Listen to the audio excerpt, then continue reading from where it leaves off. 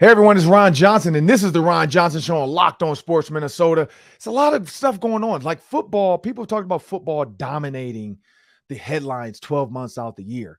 Well, the NFL's done it again. This month, it's training camps coming.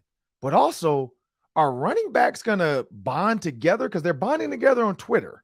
And there's some free agents out there that we have to talk about that who would I want on the Vikings as a free agent? But also, are the running backs going to strike?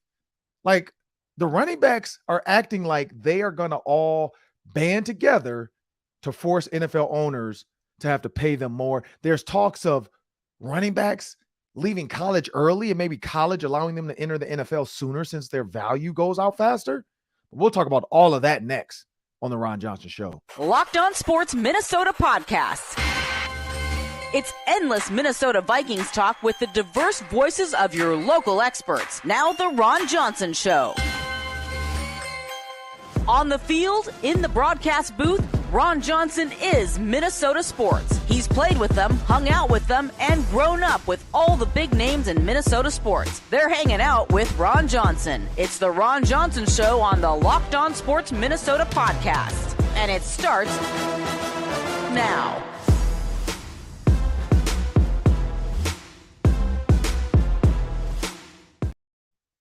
Hey, everybody. Hey, good people. It's Ron Johnson, and this is the Ron Johnson Show on Locked On Sports Minnesota.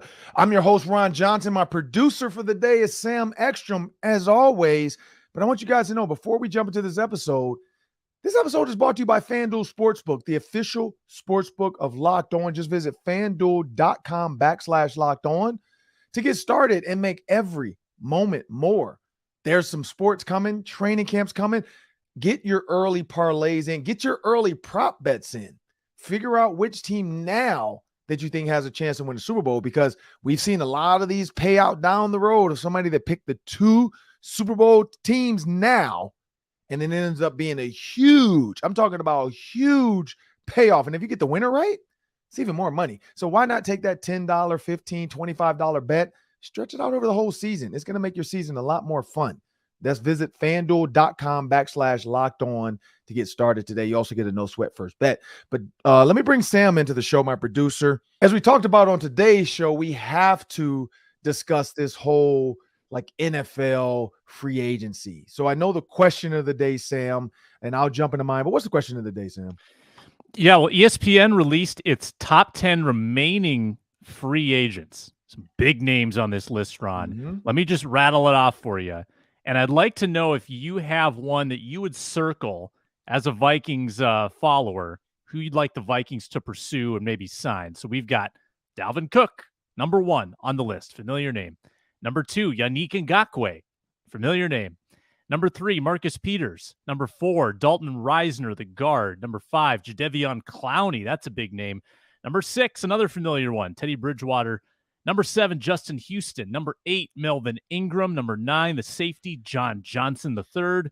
And number 10, Kareem Hunt. So that's what I'm putting on the table for you in this opening segment. Are there any of those free agents that you would pursue as a Viking? Ooh, well, now that the Vikings are kind of officially a 3-4 defense, I think the Yannick Ngakoue might not be a bad one to revisit. Now, I like Justin Houston because we know he created havoc as a Chief. But Justin Houston's 34. So how much are you getting out of Justin Houston, where Yannick Ngakoue is 28? So maybe he comes in, becomes a true outside linebacker that he is, defensive end outside linebacker, and he's younger. He's only 28. So you possibly can parlay him into maybe another maybe 2 or 3 year contract if it works out after 1 year of signing him. Jadeveon Clowney is kind of older. Again, I feel like he's more of a true defensive end than a 3-4 rush linebacker. Maybe if he's willing to play a 5 technique. I don't know if Jadeveon Clowney is a 3 size-wise and height-wise, but maybe you can find something in this Brian Flores defense for him. So honestly, you can see where I'm going. I'm going with defense. Like I like, you look at Melvin Ingram, Yannick Ngakoue, Justin Houston, and Jadeveon Clowney. Yannick Ngakoue jumps out to me because of his age, and we know what his ability is at outside linebacker. I don't know what name, because I thought about Dalton Reisner, but I feel like, if we given Ed Ingram really a fair chance to see, can we afford Dalton Reisner? Because we know he is a really good guard. I don't think they need a backup quarterback in Teddy Bridgewater. And then in Kareem Hunt, I don't think they need a running back. And then Dalvin Cook. I mean, it would be nice to bring Dalvin Cook back, not going to lie, because we already heard the rumors of what the Vikings potentially offered him. Mm-hmm. So maybe after Dalvin Cook talks to all 31 teams and he finds out nobody wants to give him $7 million, maybe he does go back to the Vikings. But there's the thing. Are the Vikings still going to say, hey, we know we offered you 7. Are you still going to take 7? Maybe they're like, look, you're coming back because you have nothing else out there. We're going to offer you 5 now. Like, do you want 5? You said you don't want to play for $4 or $5 million a year, but will you take 5 now? Now, because the other option is just sitting out and then waiting for next year for somebody else to need you. Or, because this happens, guys get hurt. Late in the season, teams that are making a push realize they can take a veteran and get them in. Maybe Dalvin Cook and guys like that. Marcus Peters want to wait to after training camp. I also like Marcus Peters at corner, though. I think Marcus Peters, he is older, but he's really good. He's savvy, he understands defenses, and he likes playing man coverage. And he's not afraid to mix it up and talk a little trash. But I don't know, Sam. What do you think? Well, it is reassuring to know that if this Danielle Hunter thing does not get resolved and they're forced to trade him, well, they're going to have plenty of money at that point. And that if they've got Justin Houston, Melvin Ingram, and Ngakoue, Clowney to choose from, well, they can certainly go and find some defensive line or outside linebacker help. Melvin Ingram, I'm peaking at 34, but he did some stuff for Miami last year. 7 sacks, good pass rusher. He's just been solid even into his 30s. And Ngakoue, there's some baggage there. I don't know if there's a lot of familiar faces, though, so maybe it would be okay for him to come back. Correct. It didn't go great when he was here last time.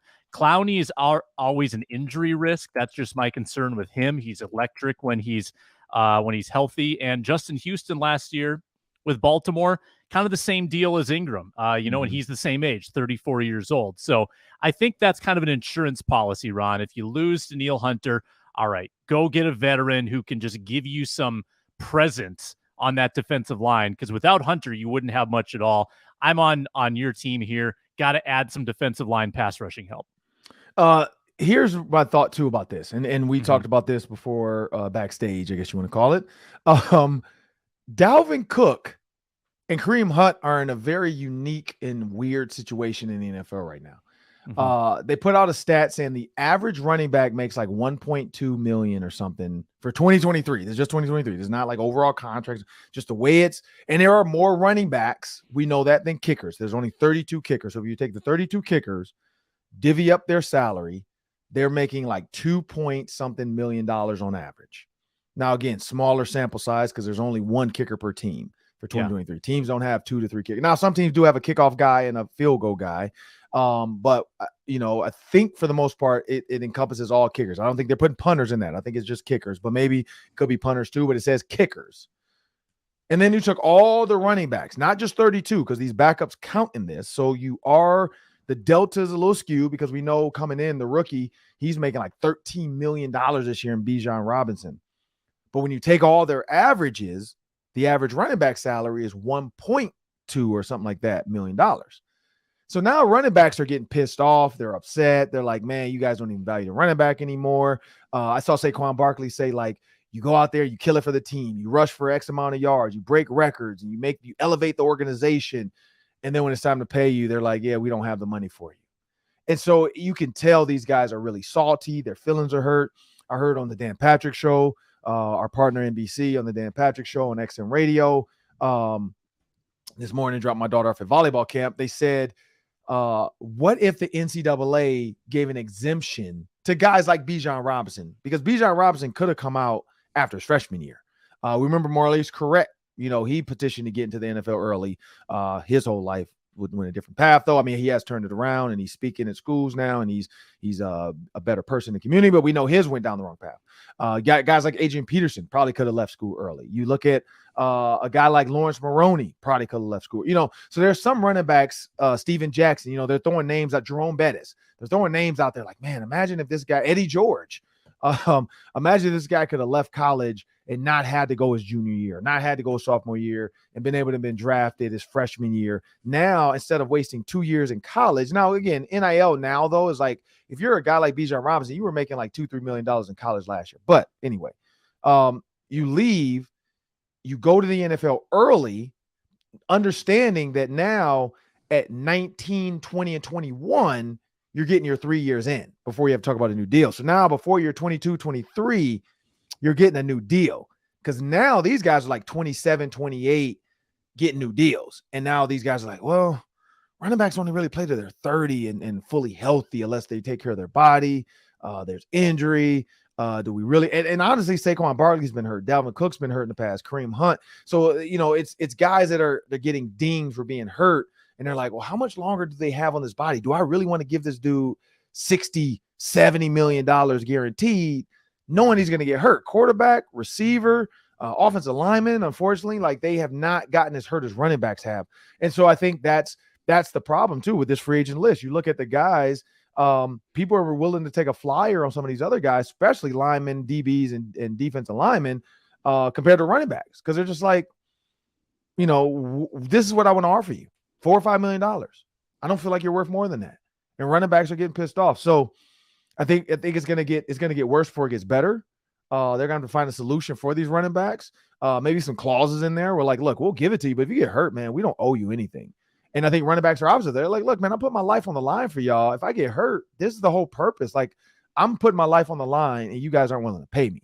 So that's another weird topic within this free agency of just what's next for running backs. Like, I don't know, Sam, like you tell me, do you think they would ever consider like actually striking or actually coming together as a group saying, look, man, we're not going to play. Like, just throw the ball there. Because that's what Saquon Barkley said. Look, if you want to take us out the game, just take us out the game then. Just go ahead and make it receivers versus everybody else, and quarterbacks, 5 wides, 4 wides, and tight ends, and then you don't need a running back. Now, maybe fullback stays because they can play a little H-back and block, but yeah, running backs are not happy right now with what's going on with the NFL and the free agency and the money as well. Because Saquon Barkley, they tried to franchise him. He hasn't signed his tag yet. Josh Jacobs. And there was one more. There were 3 big ones out there. Pollard. And I think Pollard's the only one that signed, right? With Dallas? He did not. None of them did.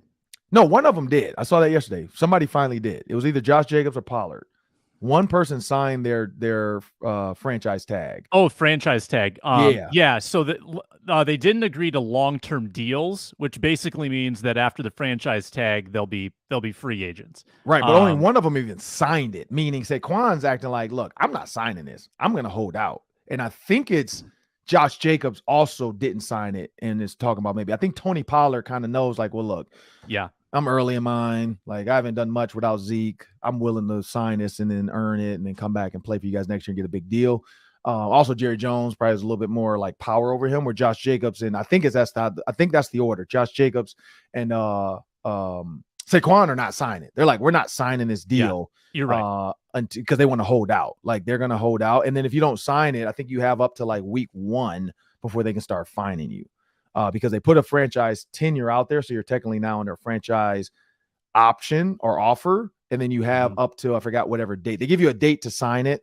And those guys haven't signed it. And then they have up to like the first game, I think, before they can fine them or something. So like, they're basically saying, look, man, we're willing to sit out. Like, for the Giants, they're like, look, figure this out with Daniel Jones. Let Daniel Jones win it for you if you don't think you need me. Because without Saquon against the Vikings win that playoff game. Like, Saquon blew out he had some big runs. In both games, though, he was a pretty good force. Daniel Jones can't run the RPO without Saquon Barkley the way he did. So, yeah, I'd be interested to see how much the Giants are willing to play chicken with Saquon. I think the Raiders are just a rebuilding organization, so I don't think they care. But I do know because Jimmy Garoppolo's hurt too, so who knows what's going to happen with the Raiders. But The Giants, yeah, you play chicken all you want, but you're going to get screwed in the end if you let this guy walk. But I don't know. What are your thoughts on that, on the running backs? Yeah, I just think that there's always going to be fresh bodies to replace them. I kind of see why the league is doing this, because we've seen it. You've reiterated this point on the show a lot, Ron. Winning teams don't need elite running backs. You can get really good production from younger guys, and you chew through them. And it's a cold business to say, yeah, we're going to use you up and then spit you out. Unfortunately, that's kind of the way it's going. And as far as the strike is concerned, it's easy to hold out when you've already made some money, when you've already made $10 million. It's easy if you're Saquon Barkley to hold out at that point. It's not as easy for a guy like Dwayne McBride, who's never made anything professionally doing this, to say, yeah, we need you to strike. No, he wants that game check. These guys want to get paid something. And so they'll step in, they'll fill that void, and new stars will be created from the voids that are left by Pollard and Barkley and Jacobs, right? So I kind of don't know how to fix this, Ron. I don't know if it's an exemption in college. It's a very difficult situation because you're going to make exceptions for just running backs or everybody. You're going to open up college football for guys to leave after 1 year. That's going to ruin college football, I think, a little bit. So it's a really messy situation. I feel for them, but the market just dictates that running backs aren't worth as much, and I don't know how to fix that. Well, here's a tweet from LeVeon Bell. He's one of the first running backs to kind of hold out, sit out the entire year, and then got signed by the Jets. He also told a fan he wished he wouldn't have done it that way. He wished he would have come to a conclusion with the Steelers because he wished he hadn't left the Steelers because they probably was the best thing for his career, the way the Steelers let him run and the way the offensive line at the time, the organization as a whole has been great. But LeVeon Bell says at that time, so he's talking about the time he held out, no one could see my vision or what I was standing for. But all I was doing was just preparing to go against the grasshoppers / owners. Don't understand that reference, but go against the grasshoppers / owners. He said, but as a lone incentive ant. Oh, so he was an ant. Now he's making himself an ant going against the grasshoppers. So the owners are grasshoppers. The running backs are ants. So he's saying as a grasshopper, which is the owners, but I was the lone inventive. His sentence structure is terrible. But as the lone inventive ant / running back, I obviously couldn't beat the grasshopper owners alone. So this is basically like a tweet or call to arms for the current running backs. He tweeted this at 8:27 this morning. So that's basically a call to arms. That's a call to arms for all the running backs saying, look, I did it by myself and I knew I couldn't beat them, but I still got paid by the Jets. But if you guys really want to do this, you have to be an army of ants to go against the grasshoppers because you're not going to do it alone. One ant might make it out if he tries it and he has enough power, like a Saquon Barkley. But I can't see Tony Pollard. I can't see Josh Jacobs having as much power as Saquon. But now Saquon and Dalvin wouldn't count because he's already a free agent, but Saquon. And then that's the key though. Kareem Hunt and Dalvin Cook have to then, even though they don't have a team, they have to be willing to not take an offer when one of these teams, like the Giants, they might say, look, let's just move on from Saquon and let's sign Dalvin. Dalvin has to then have Saquon's back and say, well, no, I'm not going to sign, man, because y'all are trying to screw this all up. So that's where it gets really messy and businesslike. But yeah, Le'Veon Bell's calling for a group of them to come together and fight this. But I don't know. It's going to take every running back to be willing to sit out like that could be franchise tagged. And a lot of them have already signed. So like, what does that look like? What does their fines look like? What does their financial situation look like? Honestly, like if I'm sitting at home and you're like, hey man, like they don't want to pay me what I want, but you're like, but dude, I'm getting $4 million this year and I'm good with that. And I got bills and I got kids and I got a wife. Like that's why this is so tough because the NFL players aren't like baseball where they get guarantees that they can sit back and strike as a group and force, was it Robert Mumford or whatever? Manfred, or I don't even know, but can force. Like baseball has more power, basketball has more power. Football doesn't have any power, and that's the problem. The owners have the power in football right now, at least, because every time they talked about striking they always go to the CBA and they find a way to get it done. So I don't know what the answer is. You're right. There's a lot of solutions. It's got to be in the CBA probably to say running backs are protected under the Workman's Clause 1CA-7. I don't know. Like you got to figure it out. But we got Ryan Mundy coming up, former Steelers defensive back. I reached out to him because, of course, my dad's team was the Steelers.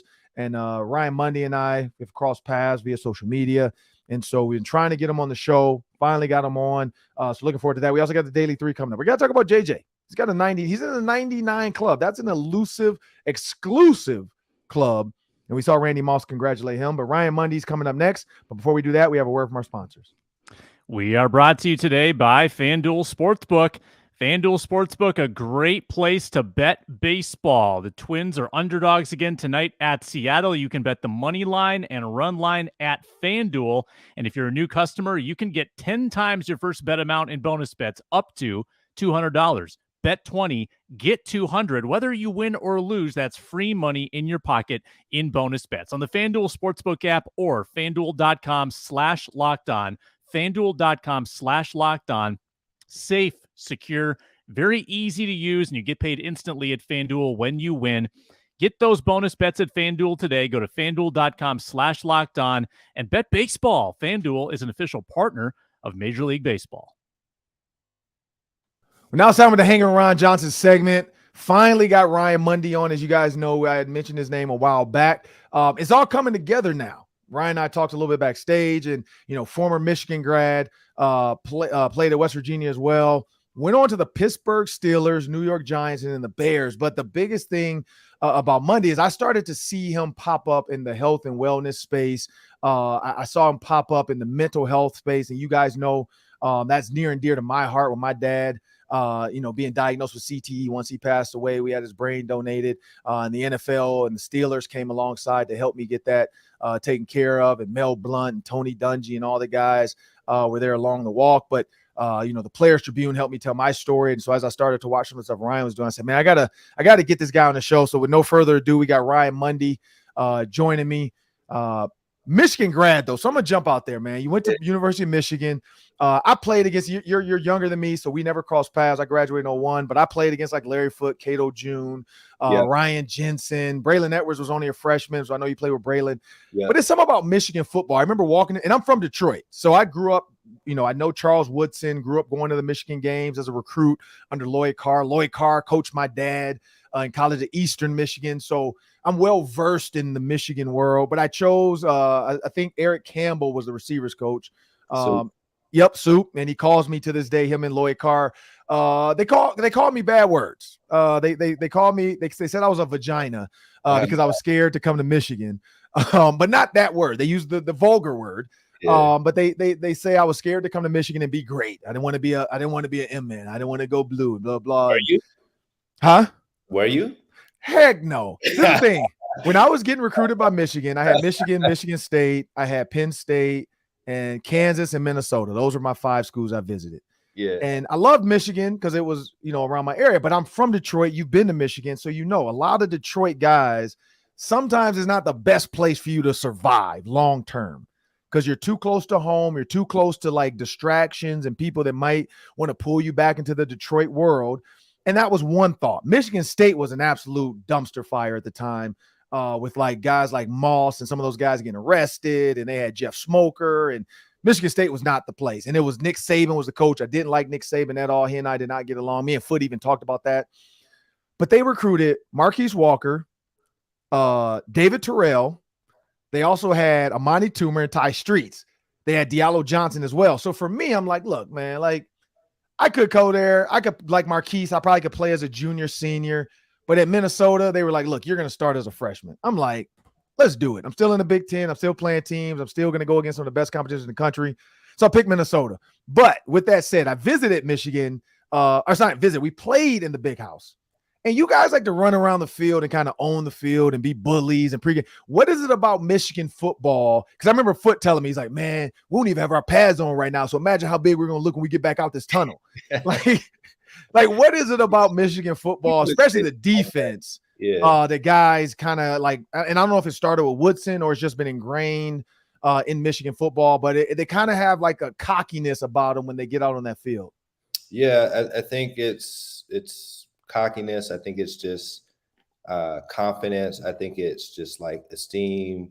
Then also, I think a lot of reverence for like what Michigan represents and what that means, right? And I think, I guess for maybe an analogy, like you drink the Kool-Aid a little bit, right? Like there's something in the water. There's something special about the program. And like, they say those who stay will be champions, right? So like you got to buy into like what that means from a Michigan man perspective. But I loved everything about my experience at Michigan. I tell people all the time, like it was probably one of, if not the most important experiences in my life that really kind of set the stage for me as an adult. and still have lifelong relationships and friendships to this day because of the university. But yeah, we had a lot of ballers, man. Like you listed off Braylon, Marlon Jackson, the Ernest Shazar. So me and Ernest were the starting safeties. There we had a lot. Shazar. I went to Martin Luther King High School, so that's my guy. I played. Yeah. Oh yeah, I went to King, so I played with his big brother. Yeah, me and Ernest were the starting safeties in that 2004 season. And Ernest like 6'4", just coming downhill, knocking people out. And it was quite the show, man. And we lived up to the expectation. Unfortunately, every time we played in the Rose Bowl, we lost. I went to 3 Rose Bowls while I was at Michigan and lost all 3, 2 to USC and then 1 to Texas. Vince Young had 4 rushing touchdowns, but all in all, I mean, that the Michigan experience was great. The folks that I played with, I mean, in my draft class, we had a number 1 overall pick, Jake Long. Oh, yeah. We had a first-round draft pick, Leon Hall. That was my roommate. Lamar Whitley, legendary type player. Like, we had a lot of ballers. We had 14 people in our draft class. 7 of us went pro. So it was a pretty special time for us there at Michigan. Yeah, I look back fondly on that time for sure. Yeah, man. And so when you think about that, that time, being at Michigan, going on to play for the NFL, you're from Pittsburgh, and I grew up in Pittsburgh. I mean, for those that know the show, they can see the helmet behind me. I mean, the helmet behind me is a Steelers helmet, my Ravens helmet, but the Steelers helmet is signed by like Tony Dungy, Mel Blount, Mean Joe Green, Jack Lambert, Jack Ham, Dwight White, Donnie Shell. I mean, you name it, it's on there because that's my dad's helmet from 1978. So that's the 1978 Steelers Super Bowl team. They signed the helmet, and of course, I don't always have them here. I just randomly happen to have the 2 Super Bowl rings because when my dad passed away, this was one of the things that we found just in his house, like he going through mental health, he didn't value that type of stuff anymore. He had Super Bowl rings. I tell people this all the time. He had Super Bowl rings sitting in his kitchen in the same drawer with ketchup packets. You know what I mean? Like it was the drawer where you got like pens and pencils and stuff for the kids. My dad had Super Bowl. Like we were going through the house cleaning up after we, found him. And, they took his body. And, as we're sitting, me and my sister going through it, and honestly, we're doing it because his ex-girlfriend was I think she was trying to steal stuff. So we had to go through the house trying to find memorabilia stuff to make sure we get it out the house before, the police come by and whoever else to make sure there was no foul play and so whatsoever. And like Super Bowl ring. So, when I look at that stuff now and I talk about the Steelers, you're from there too. I grew up in Penn Hills, like for 6 years of my life. And then we moved to Detroit, back to Detroit. Yeah. But yeah, you're from that area. So you were drafted back to where you're from, man. How cool was that? Yeah, it was actually, something out of a movie script.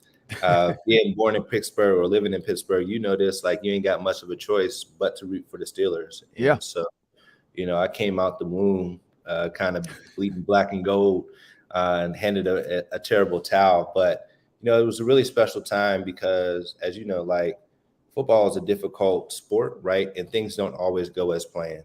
And it ain't always like, the bed of roses, success. Sometimes it's hard, it's difficult, you fail, you get disappointed, so on and so forth. And that's my story. But along the way, a lot of people helped me, and particularly like family, friends, high school coaches, etc. So to have the ability to realize that dream in front of all those people who had helped me was really, really cool. And then on top of that, we won a Super Bowl my rookie year. So I really didn't think it could get much better than that. And the reality is it did not get much better than that from a winning standpoint. We went back to the Super Bowl 2 years later, but we lost versus Green Bay. And then after that, just the playoffs were just not even in the conversation. But all in all, very thankful for the time I spent in Pittsburgh because it is a first-class, world-class organization. Yeah, and I grew up like every Super Bowl the Steelers went to. Of course, my dad is a former player. They get invites to come back to games, and the 78, 79 teams always go back out there and do stuff. Like that's the jersey behind me is one of the jerseys that he signed, and they gave him at one of the alumni events. It was like a game worn jersey they had given all the former players, and so I framed it with his football cards. And when I talked about the Super Bowls, like this was crazy. I remember this one because of the Steelers. Like I said, I grew up. I was drafted by the Ravens, so for a little bit, I kind of, whatever. But in my heart, I always had love for the Steelers, and so I remember this Super Bowl like it was yesterday. You actually were a part of this game, and you had like James Harrison with a big play. But then the Santonio Holmes, in my opinion, one of the best plays I've ever seen. Mm-hmm. As a player on that sideline, and you guys are witnessing this history happen, this catch that everybody's going to talk about for the rest of his life, what was that like to watch Santonio Holmes get those 2 toes? I mean, literally, if he had a pedicure, he probably doesn't get those toes down to get those toes down in the corner of the end zone. Yeah, I mean, there was just so many kind of like heart-stopping moments during that game. But that one in particular, that was coming off of really Larry Fitzgerald had kind of demoralized our team when he had caught a pass and just went straight up the middle. Yeah. And I don't know if he's ever ran as fast as he did on that play ever in his life. He was moving. And that sent the Cardinals with the go-ahead score. So we were down at that moment. And then we had got the ball back, and I believe we started off with the penalty. So like the drive kicked off like terrible. But we marched down the field, made some big plays. Wide receivers really made some fantastic plays during that drive and also that game. But that particular play, I mean, I think only Ben could kind of throw that ball. Only Tone could but that's stuff that I'd seen them work on that type of stuff. Right. You know what I mean? Like the toe taps, like, look, we only got but a few inches to get this ball right here. Let's get it right here. So like when it shows up in the stadiums, when it shows up in the games, like those dudes knew what to do. But I tell people all the time, again, like the level of talent that we had on that team, and really just my whole time in Pittsburgh was legendary. I mean, starting out with Mike Tomlin, Hall of Fame coach. We had Dick LeBeau, Hall of Fame player. You mentioned Ben, Tone. We had Hines Ward, Hall of Fame caliber player. Oh, yeah. We had a lot of dudes on that team, man, that were just like straight up ballers and about business. So it was a great experience. But that particular play, kind of like set the stage, and obviously like was a key moment in that game.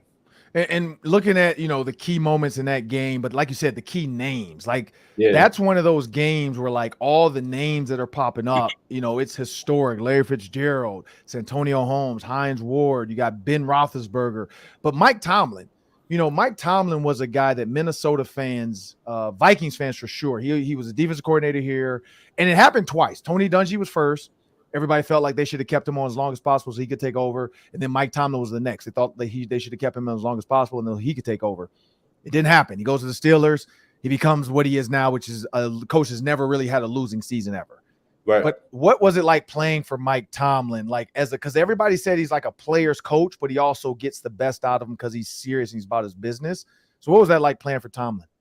Yeah, like sometimes players coach may not have like the best connotation to it, or may mean like, oh, you soft, or like right. That was not the case.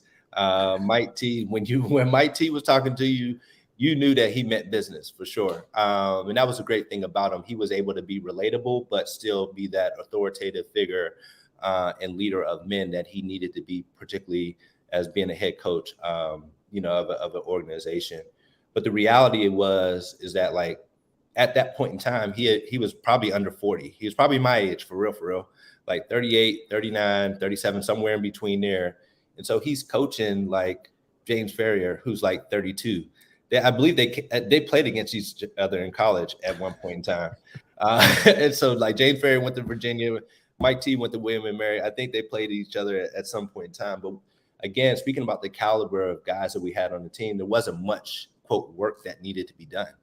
Right, like James Ferrier was our captain, and Mike and James had a great relationship in a way that showed up as like, look, James, like you are like the captain, right? And the team moves as you move, right? Like I could set the stage, the ship, strategic direction. Here's what we're going to do, but you are the actual heartbeat, right? And I think there was a very unique balance between like player accountability within that building, because again, we had a lot of grown ass men in that team, and grown ass men on that defense in particular. So like there wasn't much knick-knack BS that we had to deal with, unprofessional stuff that we had to deal with. We were about our business, and it showed up on the field.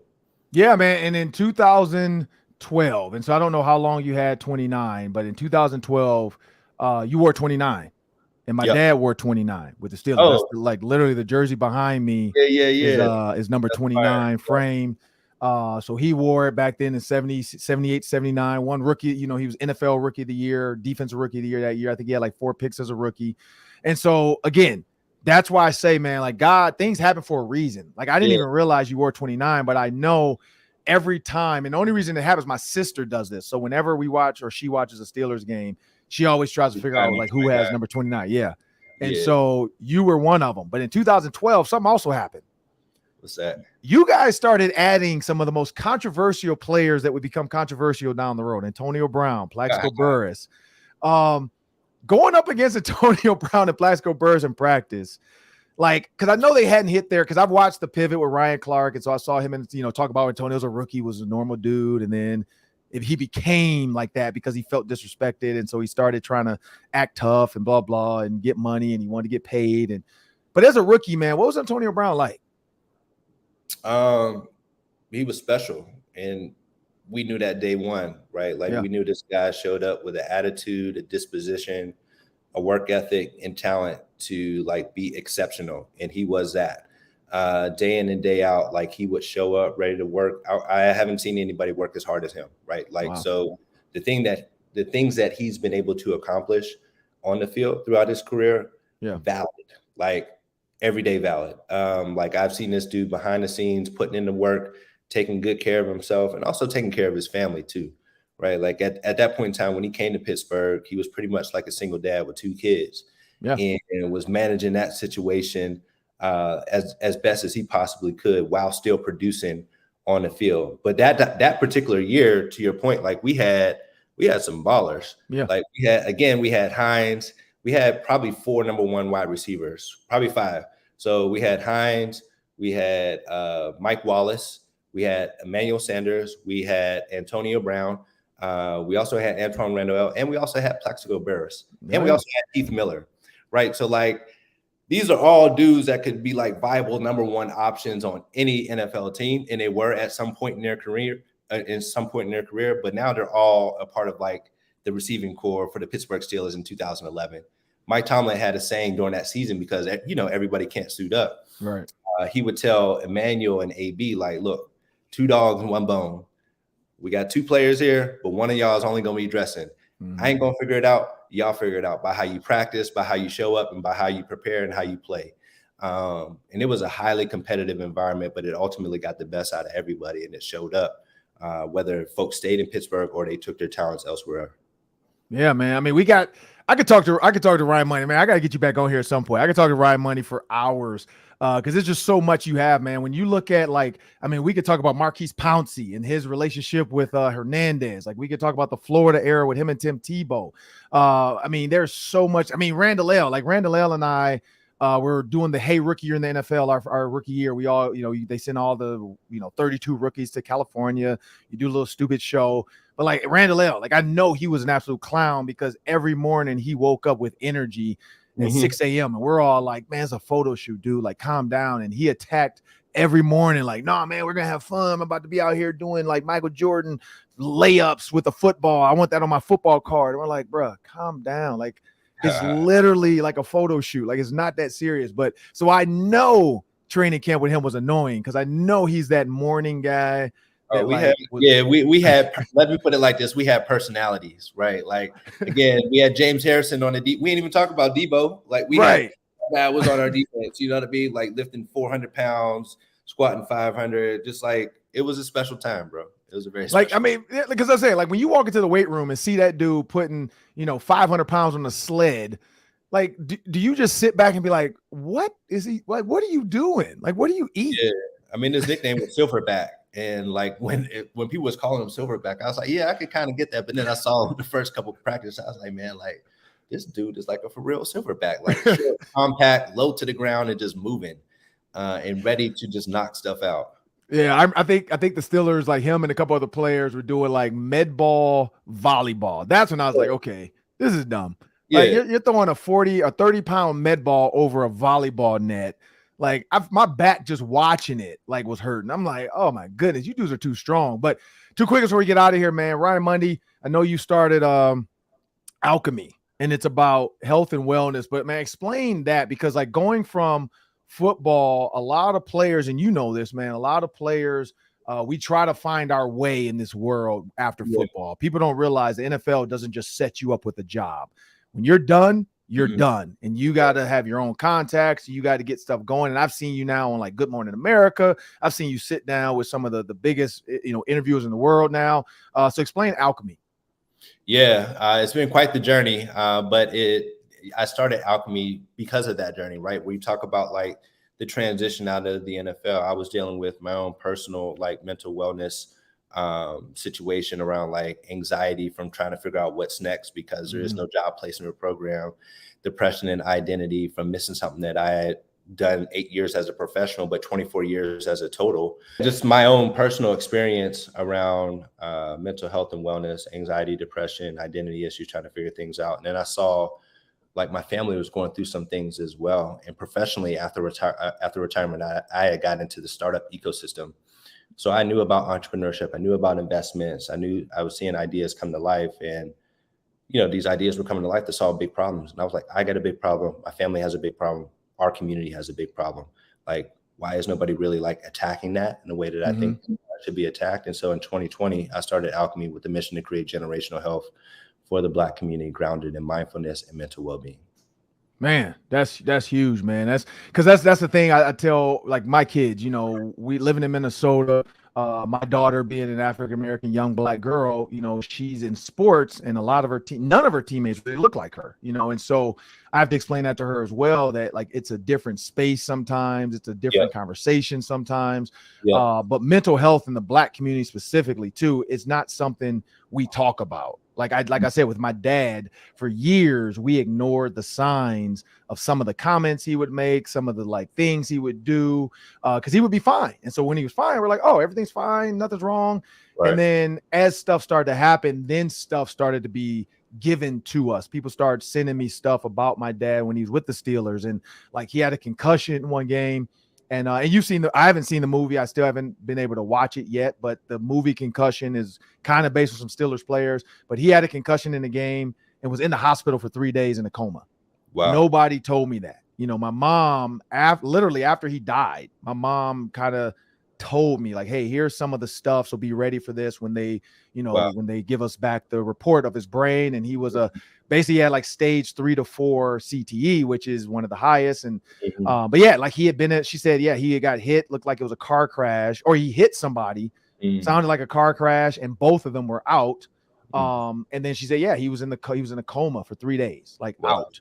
And he woke up, and she said the first thing he said was, did we win? And like that's the kind of stuff that happens in sports. He had to tackle Earl Campbell. He told me that story. Like, man, Earl Campbell, was a big bruising running back, would not go down. They had to hit him. Earl Campbell with shoddy equipment.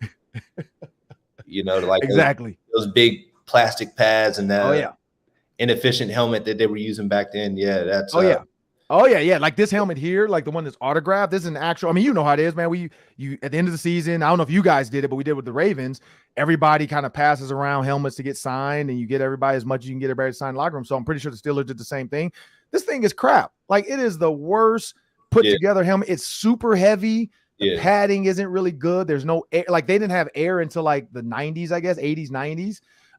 So like all that air support system stuff wasn't even created yet. This is just padding, and like I don't even know what it really is. It was not styrofoam and foam. So so I'm learning about that now, like having those conversations about my dad, like keeping track of my own stuff. Like I tell my wife, like if it feels weird or something I'm doing doesn't seem right, like tell me. Because like I'm like I don't know if my dad's was hereditary, if it was, because they try to tell you all this. Oh, it wasn't the NFL. That was bound to happen anyway. And so, but I'm glad you're doing that, man, because that's something that the Black community needs to like be okay with, like getting help, getting therapy.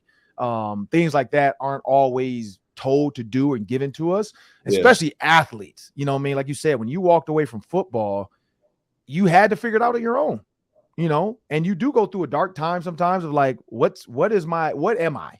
What do I do with myself? You know, I was blessed because the Big Ten Network reached out to me. Tony Dungy reached out to me. So I coached for 2 years with the Colts, and then I did the Big Ten Network for a year, and then I moved on now working with NBC and Fox. And so I've been able to parlay it. But, yeah, a lot of people aren't afforded these opportunities, and I'm glad you're putting that out there, though, man, because a lot of players, I feel like in time, are going to realize this platform's there. The Black community going to start to realize this platform's there. So you guys make sure you check out Ryan Mundy's Alchemy.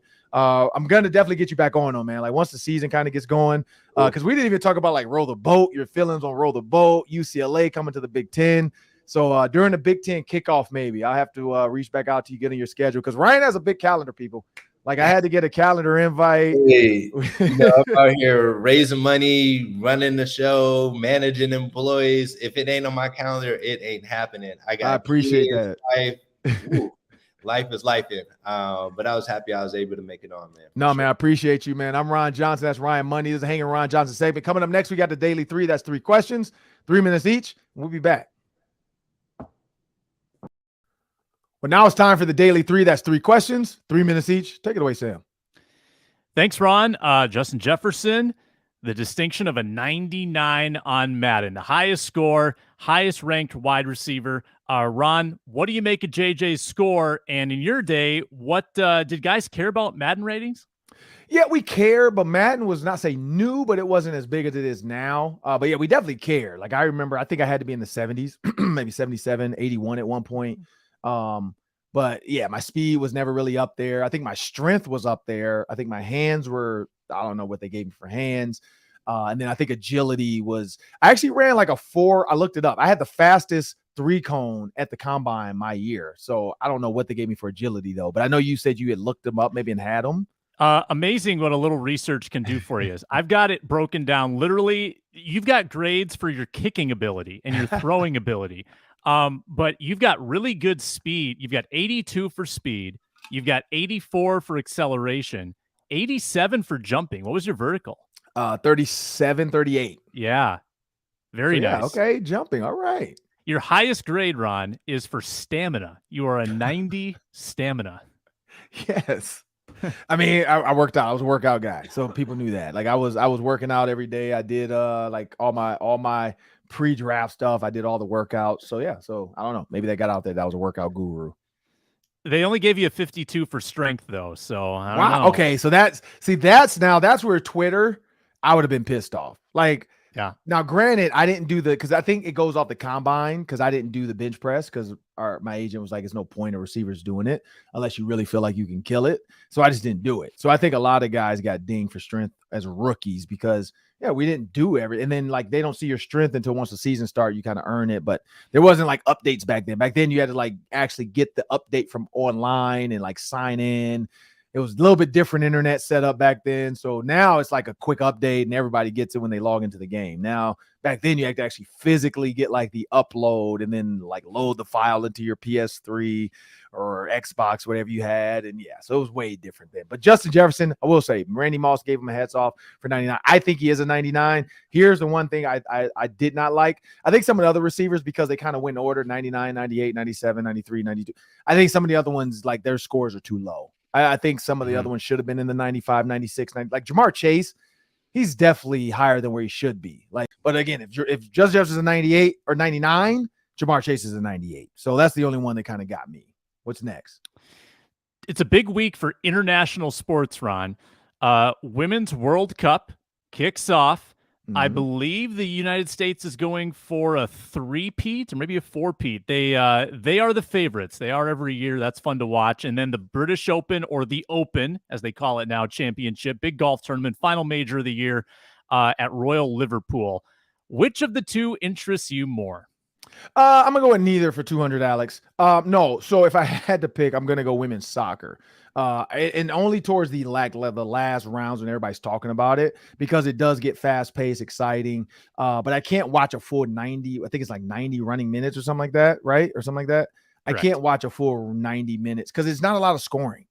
I usually like to like peek in, or ESPN I know will pop in if it's a big moment coming up, or like a penalty kick, or they're going into the final and it's 5, they get the penalty kicks at the end and they got to figure, like, those parts excited me.